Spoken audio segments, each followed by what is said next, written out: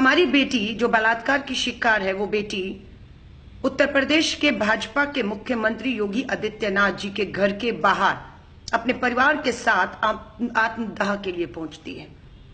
लगता है कि अब पुलिस जागेगी, अब सरकार जागेगी, मुख्यमंत्री जागेगा, बेटी बचाओ के नारे के तहत इस बेटी को और उसके परिवार को न्याय दिलाएगा, बिना ये देखते हुए कि बलात्कारी कौन है।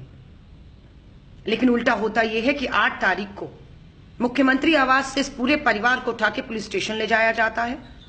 पुलिस स्टेशन में जहां पर भाजपा के इस आरोपी बलात्कारी विधायक कुलदीप सिंह सेंगर को होना चाहिए था जेल में, उसकी जगह जिस बेटी का बलात्कार हुआ उसके पिता को जेल में डाल दिया, थाने में जो है वो कस्टडी में ले लिया। और आज 9 अप्रैल को पता लगता है कि पिता की पुलिस कस्टडी में मौत हो चुकी है।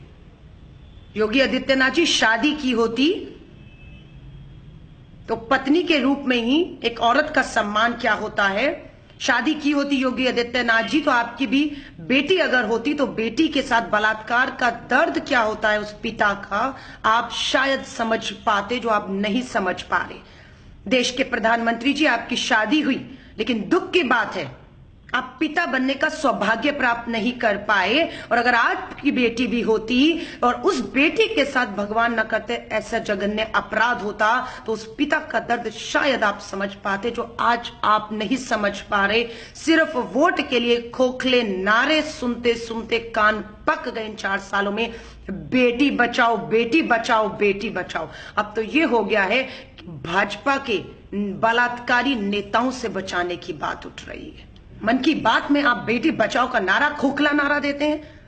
National crime record bureau, Bharat सरकार का गृह मंत्रालय ने जारी की है रिपोर्ट, पढ़िए उस रिपोर्ट को। मुंह पे तमाचा है आपके, केंद्र में बैठी भाजपा सरकार के मुंह पे तमाचा है आपकी ही खुद की रिपोर्ट, जो बताती है कि बेटियों के साथ घटनाएं कम नहीं हुई, पिछले 4 सालों में बढ़ी हैं। पिता को मौत के घाट उतार दिया। शर्म करिए, चुल्लू भर पानी में डूब पड़िए योगी आदित्यनाथ जी, चुल्लू भर पानी में।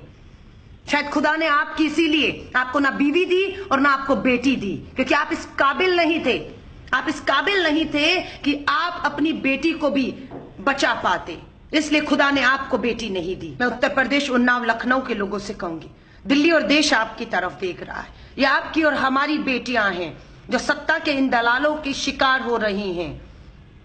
मैं आपसे कहूंगी आवाज उठाइए, आवाज उठाइए।